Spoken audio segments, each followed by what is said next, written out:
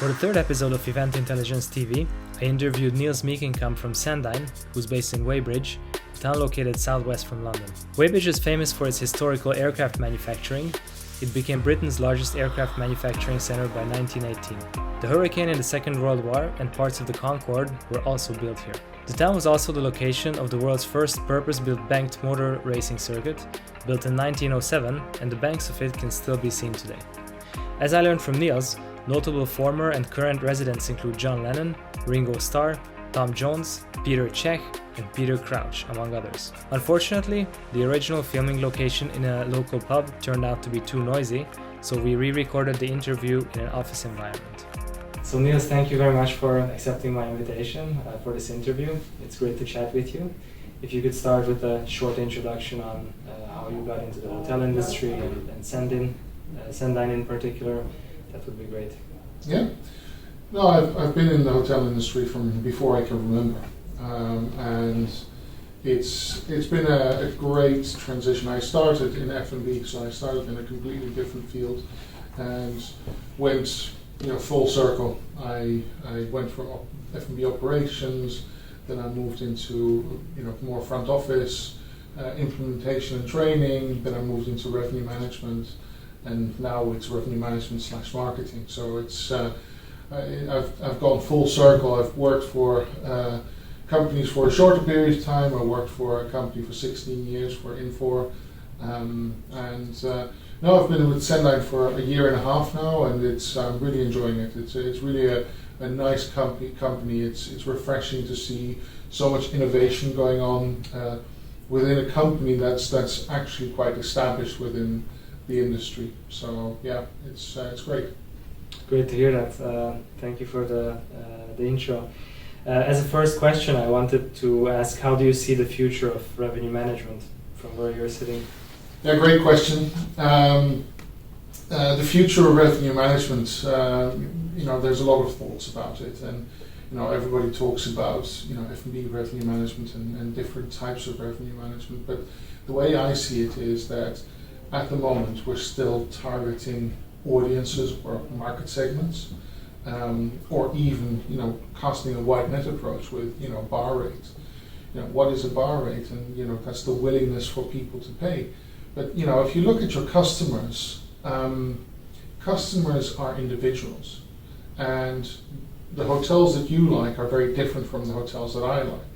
And if you go looking for a hotel, let's not take Budapest as an example, but let's take, for instance, Bucharest as an example, and you have to, choose 5 hotels in a 4-star category that you have to choose from. You'll probably choose 3 different hotels from what I choose, and it's because everybody has their own, sort of natural bias, their natural favoritisms. So you always try to find something that resonates with you, and what the hotel considers their competitors might not be interesting alternatives for either of us. So therefore, just saying, okay, I'm casting a bar that people are willing to pay. Well, which people? So what we are trying to look at is go more towards the individual and say, listen, what is John willing to pay? What is Mandy willing to pay? What is Elliot willing to pay? Those are the things that we're looking at, and not specifically trying to address the market segment. Currently, we're still very much down that track, and we're still using the traditional ways of doing it, but we're trying to work towards this personalization so that we can use the CRM and the revenue management system, marry those, and use the CRM to understand the guests, and use the revenue management system to drive the rate and offer them the right packages, so that you can choose your individuals and say, okay, I want to offer that person that specific package. And it doesn't have to be specifically a price. It might be a specific room type that person likes. Maybe that person likes a king bed overlooking the city, and maybe someone else likes a queen bed overlooking the courtyard. And on top of that, the one person likes an American breakfast and the other person, or an English breakfast, and the other person likes a continental breakfast. And so if you can package that and make those packages specific to that person, And if you want to offer some kind of incentive in it, you can then say, okay, what do I know about this person that they really like? So you can offer them something that will entice them personally. So what you're trying to do is you offer them something personal that they can relate to, rather than offering them, the bar rate. And I think that's where revenue management should be heading, and that's where we are trying to, we're trying to get there. In different phases, we're nowhere near finished, but we want to start feeding the CRM with revenue management data, so that the CRM knows, okay, when do I need specific promotions? So you can say, okay, in 6 months' time, I have 2 weeks where the pickup is particularly slow compared to my other weeks. I don't have any group business, so those weeks are slow. That's where I need business. So 6 months in advance, you're already tackling those 2 weeks by preparing a promotion, defining, okay, what's the optimal time window to actually launch that promotion, and what's the optimal target market for that promotion. And again, you're not just doing a wide net approach. What you're trying to do is say, let's focus on who is most likely to book those dates, who is it going to be most attractive to, and actually focus on that target market based on geography, based on type of guest it is, based on age group, whatever information you potentially have, or based on historic stays that they had and consumption in the hotel, etc. So what we're trying to do is already get to that next stage where the revenue management system is driving that marketing system. And then you can basically pull that marketing campaign back and then overlay that with the forecast and see, okay, is it having the right effect?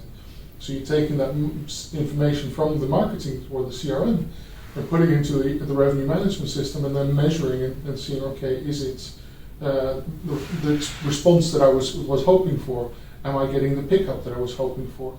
And if it was a success, then that can be a catalyst to do more in the future. So those are the things that we're working towards, and I think it's a very different approach from what other companies are doing. But in the end, what we want to achieve is the best profitability for hoteliers. And we do this by not just looking at room revenue, we look at all revenues, we break it down by profit, we look at what are the room types, what cost factors are there on the individual room types. So if it's a standard double, what is the cost difference versus a standard king? And that might be the same, but you might have a deluxe double or a deluxe king, which has a higher supplement, not a higher supplement, a higher cost, because it takes more effort to clean. You might need more amenities in the room. So those factors are also important. Then you have the channel costs that come into play.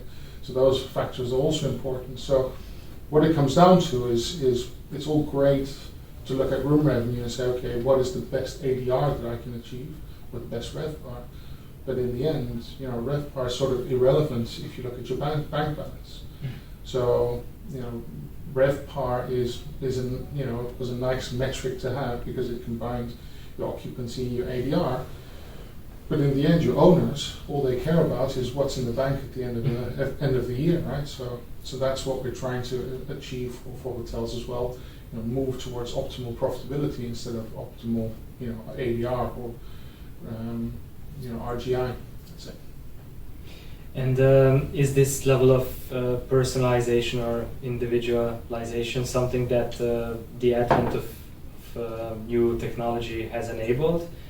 Did we get there in technology that we can finally do that? Is that what's driving it? Well, that's what we are working towards. And so what we're doing at the moment is the problem that we had in the whole hotel industry is the silos.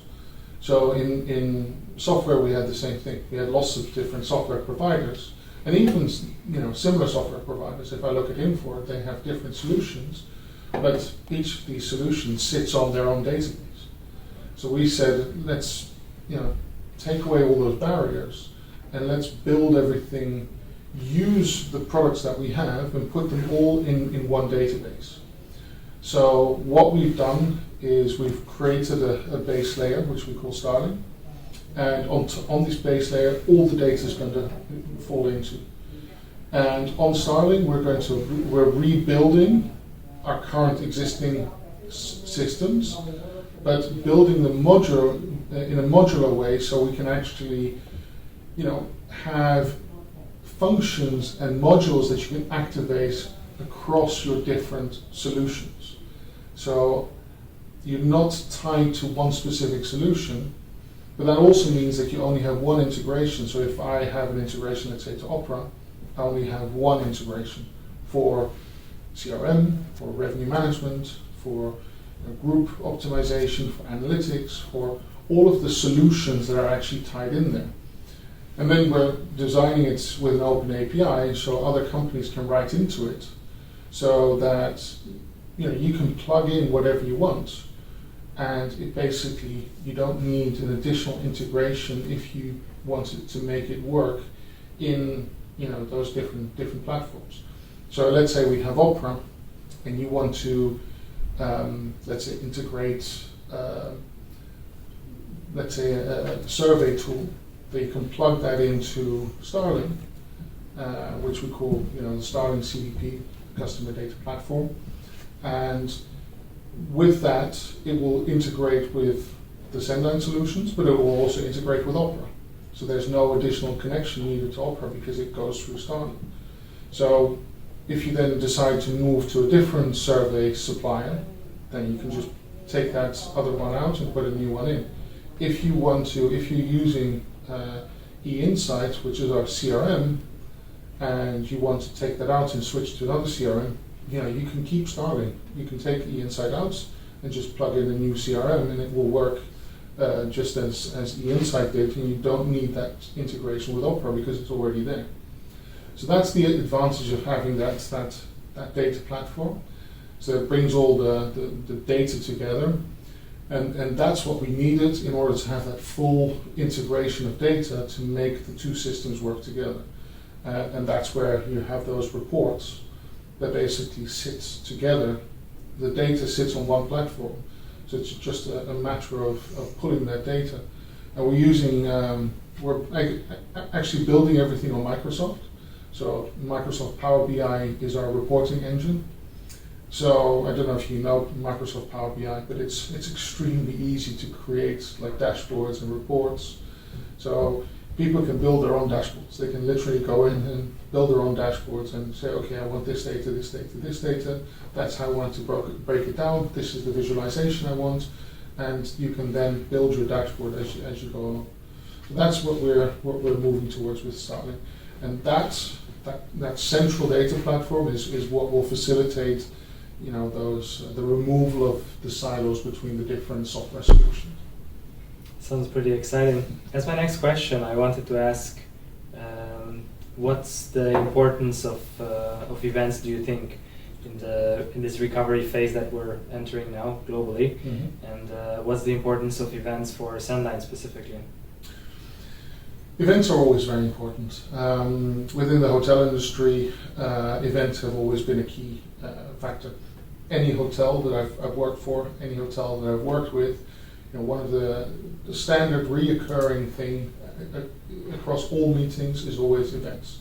Citywide conventions, it's events happening in the hotel. So anything that has an impact on the hotel is important. So having access to events, I remember being in hotels, it's always a hell of a job to continuously look for those events. The key events, absolutely. If you're in Berlin, when ITB is, or when you're in Paris, and when Equipe Hotel is, or in London when WTM is. But at the same time, there are lots of events that happen, especially in bigger cities, that come into the diary on a continuous basis, and you just cannot keep up with that. And it's so easy to miss those events. And so if you're manually shopping and you have a revenue management system, let's say, those events are important. And if you can automate the aggregation of those events, it makes life so much easier because it simply helps you to free up time that you normally spend looking for those events to do much more important stuff, right? And to actually try and make some more money for the hotel. Of course, you're doing that by looking for these events, but if you can automate that, then you can save a lot of time and efforts in order to try and do other things to make more money for the hotel. So from that perspective, it's extremely important. And I think it's important from a revenue management side, but it's also important from a marketing side, right? So if I look at the CRM side, it's important to understand, okay, if I'm doing promotions, are there any events happening? So if I can aggregate that data and bring them into my system, then I can use that in order to avoid sending out promotions which actually overlap with events and actually could have a negative impact. Because sometimes you send out promotions and you basically give them a code, and you might have event rate during that time, and if you then get a discount based on codes, well, that's not going to be good because you're impacting your event business. So like that, you can ensure that everybody in the company knows about all the events that are relevant.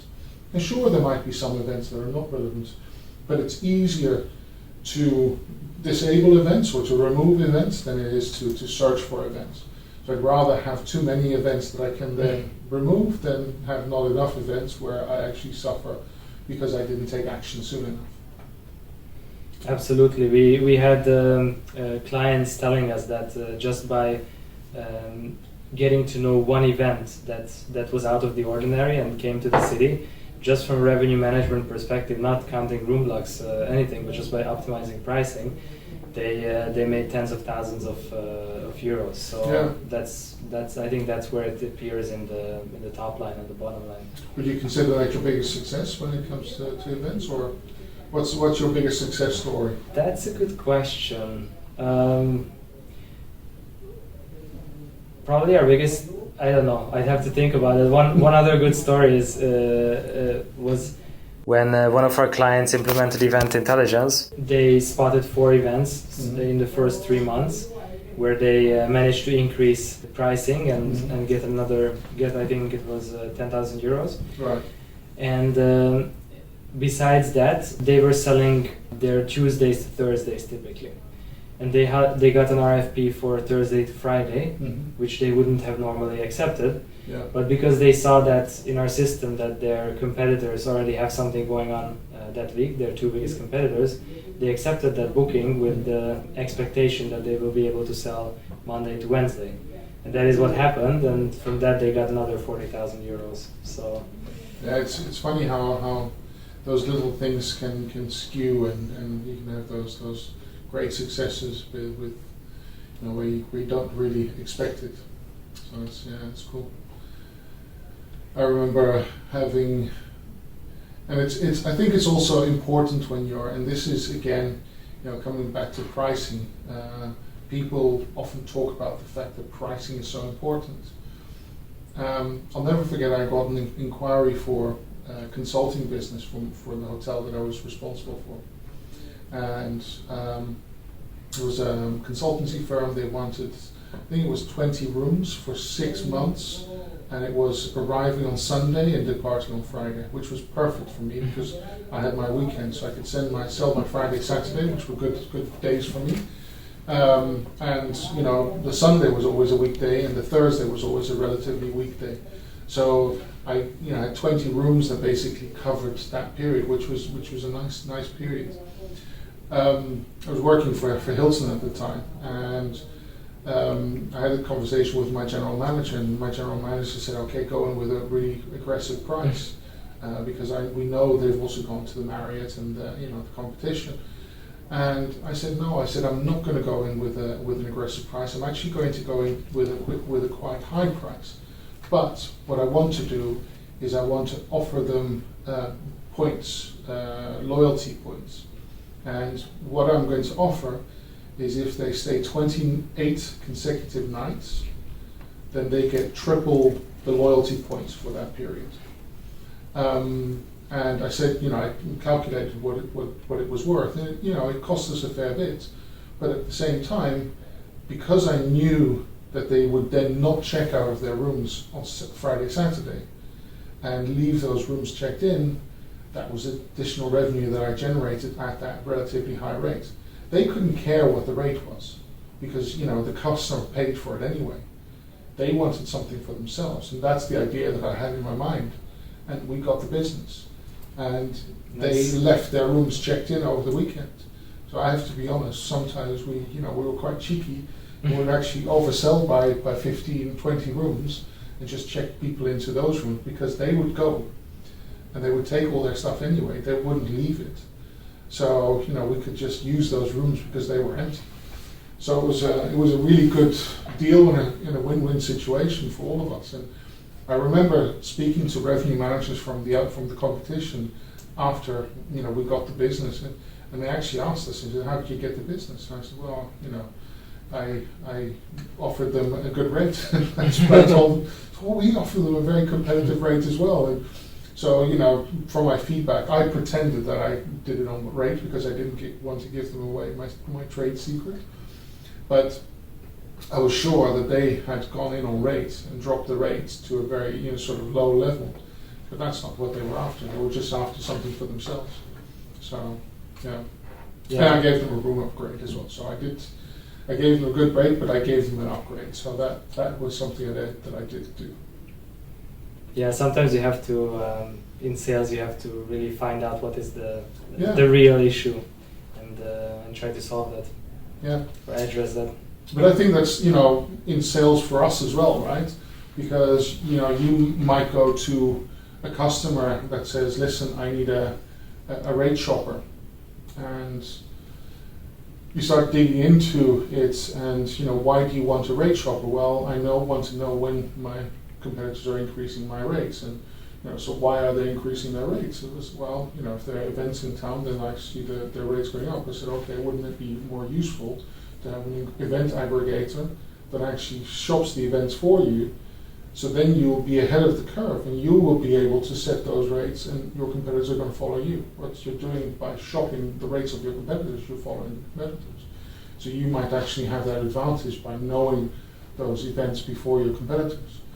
And I think that's a very important question always, or a very important thing as being in sales, understanding what your customers want.